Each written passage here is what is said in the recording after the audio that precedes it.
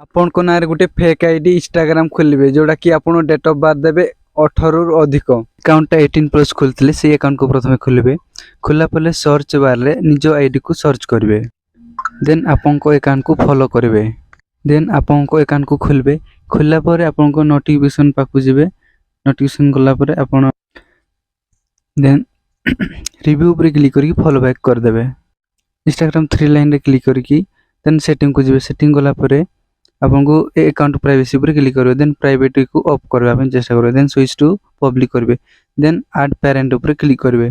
Click कला परे आपको देन कंटिन्यू पर क्लिक करेंगे।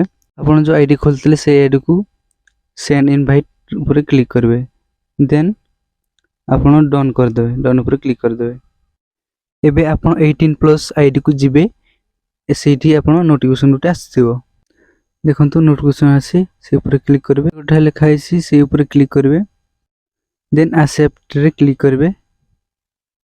क्लिक करके देन रिव्यू ऊपर क्लिक करबे। क्लिक कला परे अप्रूव ऊपर क्लिक करबे। Then go to family centre ऊपर क्लिक। एबे इंस्टाग्राम ऐप को बैक करके काटी दियंतु। सब काटला परे आपनकर आउ थरे इंस्टाग्राम अकाउंट को ऑन करंतु। इंस्टाग्राम 3 लाइन ऊपर क्लिक करेंगे।